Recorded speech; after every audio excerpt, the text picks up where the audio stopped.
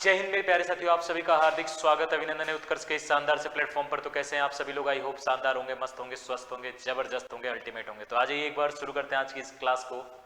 और आज जैसा कि आपको पता ही है कि शानदार क्वेश्चन मैकेनिक्स का हम लोग कर रहे हैं। और कल मैंने कुछ होमवर्क्स भी दिए थे, है ना। पिछले क्लास में हमने कुछ होमवर्क्स भी दिए थे, तो एक बार उन होमवर्क क्वेश्चंस को भी हम लोग देखेंगे। और इन अगले 3-4 दिनों में हम पूरा मैकेनिक्स एक बार क्वेश्चन के माध्यम से कवर भी करेंगे। तो आइए डायरेक्ट चलते हैं होमवर्क क्वेश्चन पे।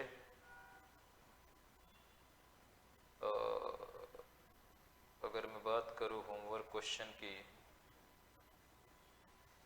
तो ये होमवर्क क्वेश्चन है। एक क्वेश्चन ये था, देखोगे आप, तो एक क्वेश्चन आपका ये था, यदि किसी निकाय पर कार्यरत बल आघूर्ण शून्य हो तो निम्न में से क्या स्थिर रहेगा। ठीक है, क्या स्थिर रहने वाला है ये आपको बताना है।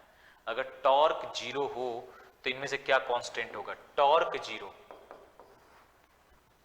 जीरो हो तो इनमें से क्या कांस्टेंट रहने वाला है, ये क्वेश्चन में आपसे पूछा जा रहा है। फटाफट बताओ, टाउ कांस्टेंट, टाउ जीरो रहेगा तो यहां से इनमें से क्या कांस्टेंट रहेगा, बताइए। इनमें से क्या कांस्टेंट रहने वाला है। Very good, very good.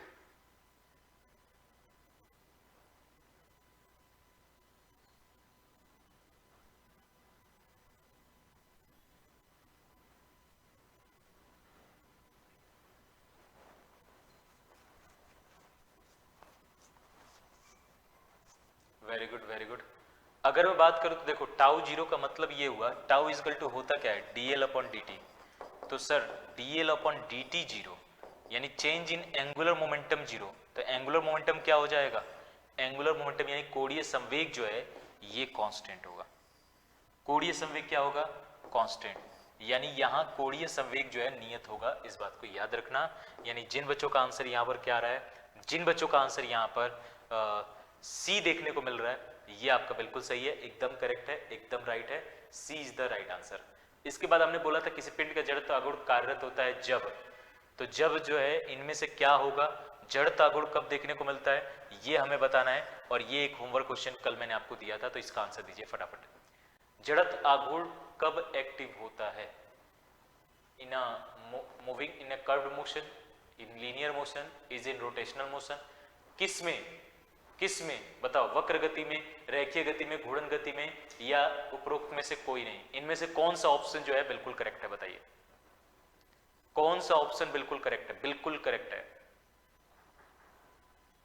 Very good, very good, very good, very good.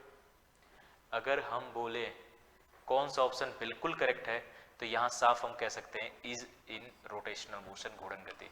घूर्णन गति जो है, रोटेशनल मोशन जो है बिल्कुल सही है। तो किसी पिंड पर अगर जड़त्व आघूर्ण कार्यरत है, तो इसका मतलब ये है कि वो घूर्णन गति में है, रोटेशनल मोशन में है।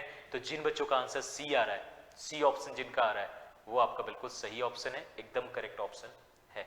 नेक्स्ट, किसी पिंड का जड़त्व आघूर्ण निर्भर नहीं करता, इनमें से किस पर निर्भर नहीं करता, ये बताना है। इनमें से किस पर निर्भर नहीं करता है, बताइए। किस पर निर्भर नहीं करता जड़ता को।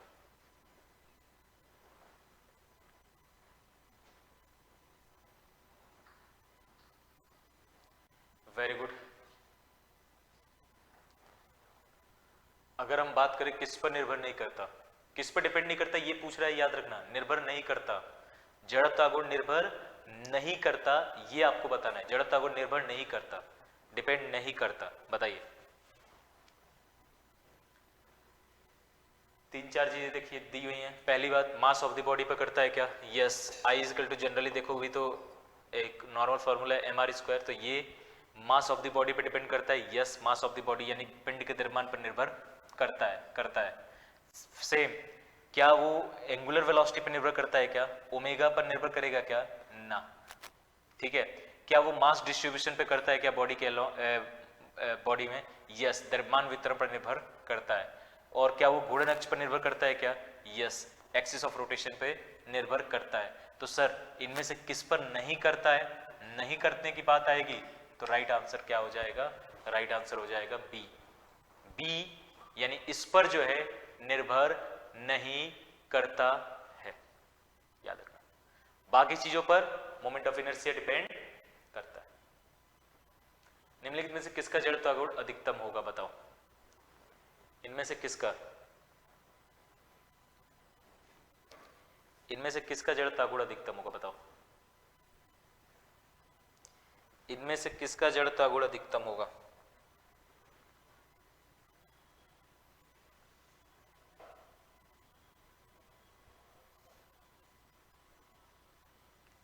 Very good.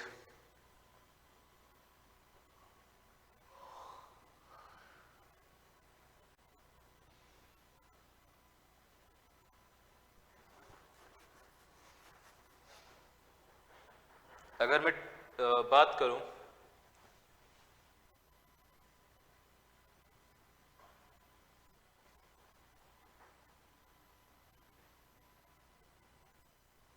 सबसे पहले, अगर मैं बात करूं, ठीक है, तो गोले का कितना होता है, ठोस गोले का, ठोस गोले का होता है 2/5 m r स्क्वायर छड़ चुंबक बार मैग्नेट। बार मैग्नेट का कोई मतलब ही नहीं है, बार मैग्नेट अगर लंबाई से भी लोगे तो ml²/12 हो जाएगा।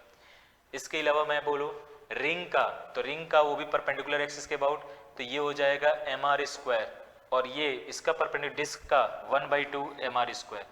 तो सबसे अधिक किसका है, सबसे अधिक देखोगे यहाँ पर तो रिंग, रिंग यानी छल्ला। तो जिन बच्चों का आंसर क्या आ रहा है, जिन बच्चों का आंसर यहाँ पर रिंग आ रहा है वो आपका बिल्कुल सही है, एकदम करेक्ट है, एकदम सही है। नेक्स्ट, घूमते हुए टेबल पर अपनी हाथ को बाहर की ओर फैलाए बैठा एक खिलाड़ी अचानक अपने हाथ को नीचे की ओर, मतलब अब नीचे की ओर कर लेता है, तब उसके कोणीय वेग में, मतलब तब क्या होगा ये बताओ। पहला ऑप्शन कोणीय वेग कम होता है, दूसरा ऑप्शन जड़त्व गुण कम होता है, तीसरा ऑप्शन कोणीय वेग स्थिर रहता है, चौथा ऑप्शन कोणीय संवेग स्थिर रहता है, सॉरी कोणीय संवेग बढ़ता है। इनमें से देख लो, इंग्लिश वाले इंग्लिश में देख लो एक बार, ठीक है। If an athlete sitting on a rotating table with his arms outstretched suddenly lowers his arm, then इनमें से क्या होगा, angular velocity decreases, moment of inertia decreases, the angular velocity remains constant, the angular momentum increases. इनमें से क्या होगा बताओ।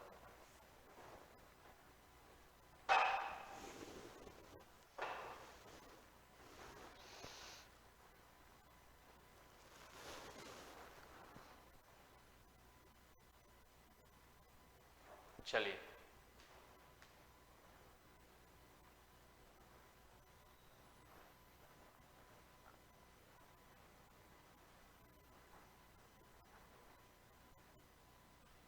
चलिए, वेरी गुड वेरी गुड।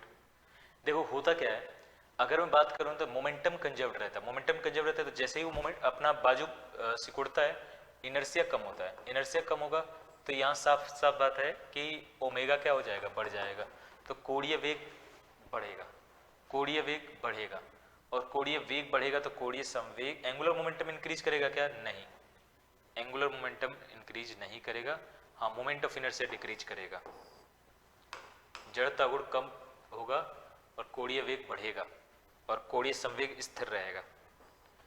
ये आपका होता है, देख लो इसमें क्लियर है, देख लो एक बार अच्छे से, क्लियर है ये बात, हाँ या ना।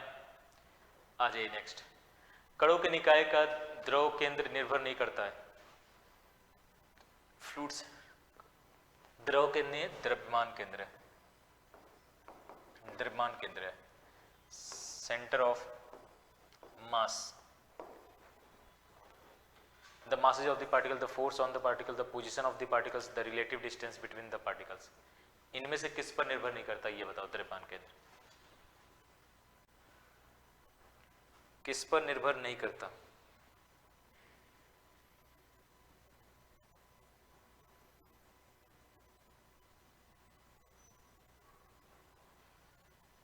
किस पर निर्भर नहीं करता, सिंपल सी बात है, बल से कोई मतलब नहीं होगा, फोर्स से कोई मतलब नहीं है ना, फोर्स से कोई मतलब नहीं है, तो कणों के बल से कोई मतलब नहीं है, तो इस पर निर्भर नहीं करता है, इस बात को याद रखना। नेक्स्ट, बल युग्म उत्पन्न करता है कौन, बल युग्म क्या करता है ये बताओ, couple produce, force couple produces, क्या कपल क्या उत्पन्न करता है ये बताओ, कपल जो है यानी बल युग्म जो है ये क्या उत्पन्न करता है, क्या जनरेट करता है, क्या प्रोड्यूस करता है, ये बताओ। ये आपको आंसर बताना है, तो फटाफट इसका आंसर दीजिएगा, फटाफट इसका आंसर दो। क्या प्रोड्यूस करता है? कपल होता क्या है ये बताओ। तो किसी भी ऑब्जेक्ट पर लगने वाला, मान लो ये ऑब्जेक्ट है, तो इस ऑब्जेक्ट पर दो लंबवत, सॉरी दो समानांतर और समान परिमाण के परंतु विपरीत दिशा में अगर बल कार्यरत हो एक निश्चित दूरी पर, तो ये जैसे ये दोनों मैग्नीट्यूड सेम है, दोनों की लाइन ऑफ एक्शन क्या है, पैरेलल है, समानांतर है, तो ये क्या करेंगे, तो ये जो है ना यूनिडायरेक्शनल रोटेशनल इफेक्ट, ठीक है, जिसे हम क्या कहते हैं, यूनिडायरेक्शनल, एकल दिशा में, unidirectional, unidirectional rotational speed या यूनिडायरेक्शनल, ठीक है, यूनिडायरेक्शनल रोटेशनल मोशन उत्पन्न करता है, यानी एकल दिशा में घूर्णन गति, एकल दिशा में घूर्णन गति, ये जो है उत्पन्न करता है, इस बात को याद रखना। तो प्योर रोटेशनल मोशन जो है ये जनरेट करेगा, प्योर रोटेशनल, एकल दिशा में घूर्णन गति उत्पन्न करेगा। तो जिन बच्चों का आंसर यहाँ पर क्या आ रहा है, बी आ रहा है, तो B is the right answer, B is the right answer. Next, ये तो अभी पढ़ा ही है, इसका बता दो इनमें से क्या हो जाएगा, जल्दी से।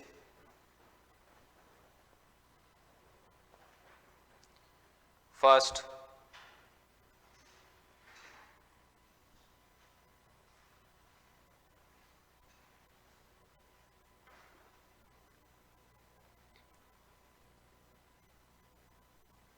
वेरी गुड,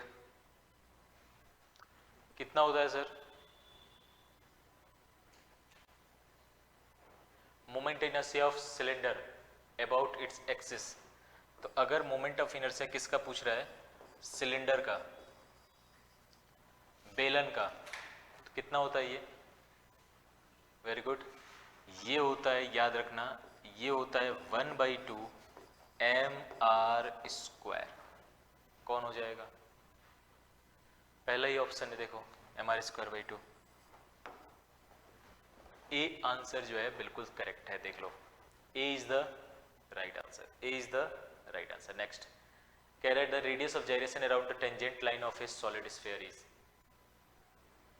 बताइए, एक ठोस गोला की स्पर्श रेखा के परितः परिभ्रमण त्रिज्या कह लो, ठीक है, कितना होता है। फर्स्ट,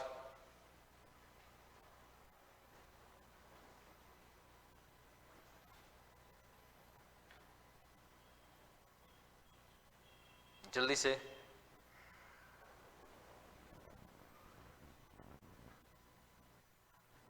सबसे पहले तो स्पर्श रेखा के अगर मैं बात करूं अबाउट मोमेंट ऑफ इनर्शिया होगा कितना, ये बताओ।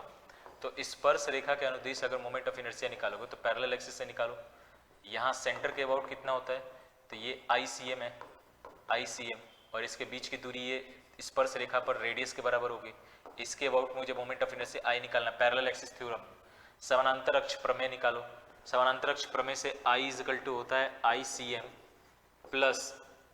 प्लस यहाँ हो जाएगा mr², तो ये हो जाएगा ICM 2/5 mr² और प्लस mr², तो ये आ जाएगा कॉमन नीचे 5, तो ये हो जाएगा 2 mr² और प्लस यहाँ हो जाएगा 5 mr², तो 7/5 mr² यहाँ पर आंसर आ रहा है, सॉरी ये मोमेंट ऑफ इनर्शिया आ रहा है। और आपको पता है I = होता क्या है, I = mk² होता है, k² I/m होता है और k √I/m होता है। अब ये वैल्यू रखोगे I की, कितना, 7/5 mr² और नीचे ये वैल्यू कितनी है, m है, तो m से m गए, तो यहाँ आ रहा है √7/5 और r बाहर आ जाएगा r² का, तो r, तो यहाँ से आपका राइट आंसर कौन सा आ रहा है सर, C। देख लो एक बार ये अलग है, यहाँ से ये अलग है और इधर वाला अलग है, देख लो एक बार, देख लो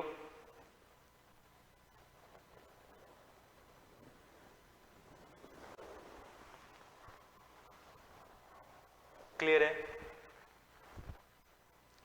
यस और नो? क्लियर है? देख लो एक बार अच्छे से पूरा। तो ऐसे क्वेश्चन पूछे जाते हैं। देखने में कितना सिंपल सा क्वेश्चन लग रहा है ना? तो ये बात ध्यान में रखना है, ये बात ध्यान में रखना है। Next, moment of inertia of a disc about its centre axis. तो सेंटर एक्सिस के अबाउट, इस एक्सिस के अबाउट आपको मोमेंट ऑफ इनर्शिया बताना है। किसका? डिस्क का। डिस्क का यानी चकती। चकती तो अभी हमने देखा भी पिछले क्वेश्चन में, हाँ है ना? पिछले क्वेश्चन में हमने देखा भी।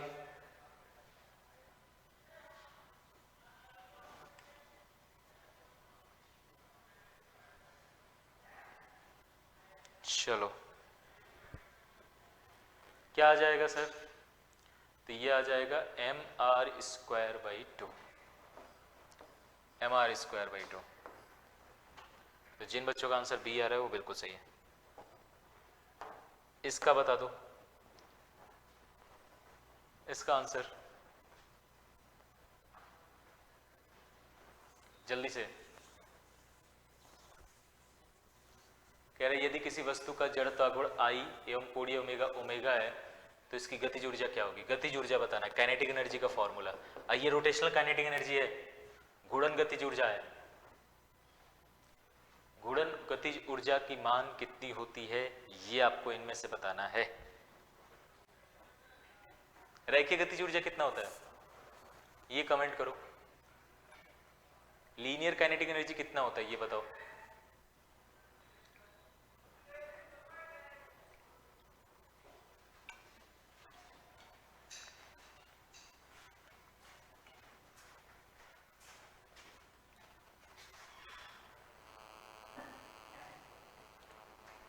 बोलिए।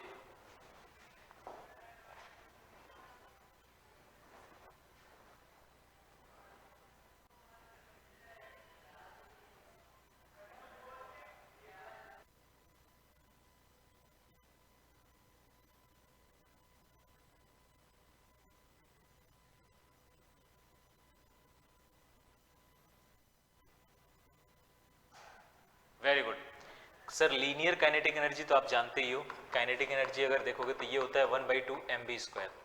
अब यहाँ m जो है मोमेंट ऑफ इनर्शिया के बराबर है और v जो है एंगुलर वेलोसिटी के बराबर है। तो ये हो जाएगा एंगुलर के लिए आई ओमेगा स्क्वायर, 1/2 आई ओमेगा स्क्वायर। पृथ्वी की किसी प्रक्षेप का पलायन वेग लगभग होता है। पृथ्वी के लिए पलायन वेग कितना होता है? स्केप वेलोसिटी कितना होता है ये बताओ। पलायन वेग पृथ्वी के लिए, तो ये तो बच्चा बच्चा जानता है, 11.2 किलोमीटर पर सेकेंड। 11.2 किलोमीटर पर सेकेंड जो है यहां पर राइट आंसर है। क्लियर? आ जाइए। जड़त्व द्रव्यमान तथा गुरुत्वीय द्रव्यमान का अनुपात कितना होता है ये बताओ। जड़त्व द्रव्यमान, इनर्शियल मास और ग्रेविटेशनल मास का अनुपात कितना होता है ये बताओ। अनुपात कितना होता है? कितना अनुपात होता है सर बताइए।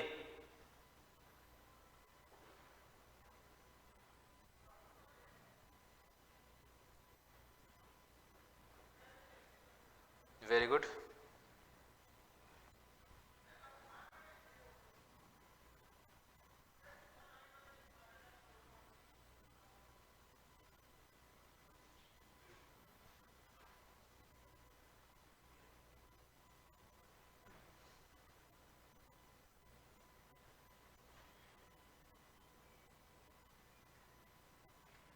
यहां पर देखोगे तो ये इनर्शियल मास या ग्रेविटेशनल मास एक ही होता है।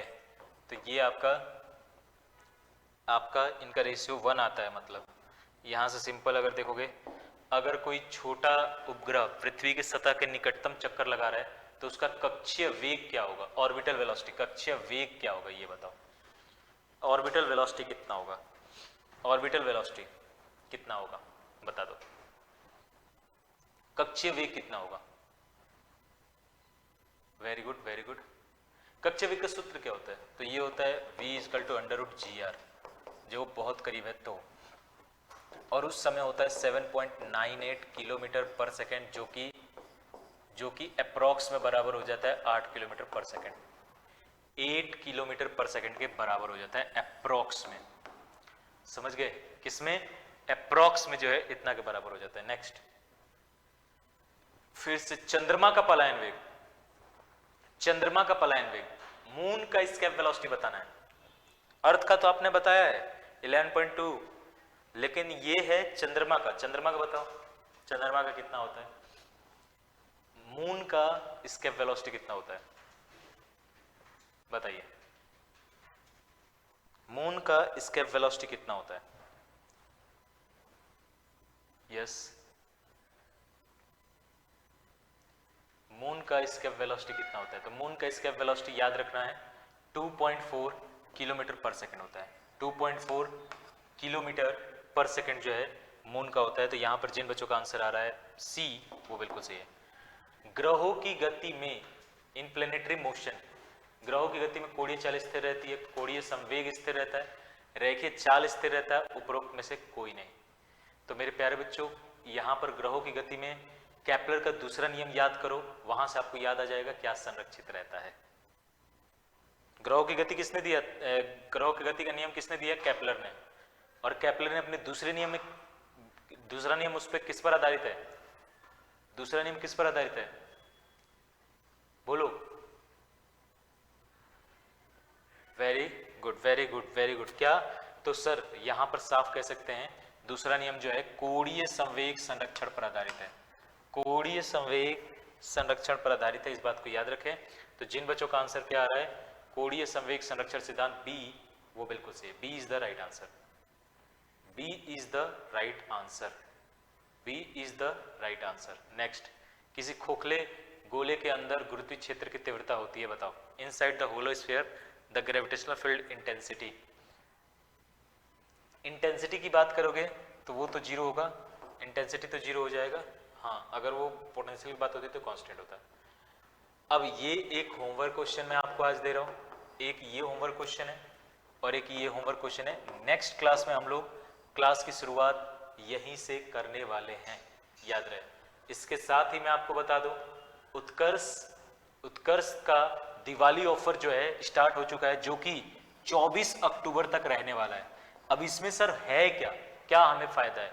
फायदा ये है कि उत्कर्ष के कोई भी डिफेंस के कोर्सेज में जाओ या फिर उत्कर्ष के ऐप पर उपलब्ध कोई भी कोर्स हो, उस पर आपको अप टू 90% का डिस्काउंट मिल रहा है, जिसमें आपको जो है 13% का अतिरिक्त डिस्काउंट मिल रहा है, जिसके लिए आपको UC13 कूपन कोड इस्तेमाल करना होगा। और कोर्स की वैलिडिटी जो है वो आपके एग्जाम तक रहने वाली है, इस बात को याद रखिएगा।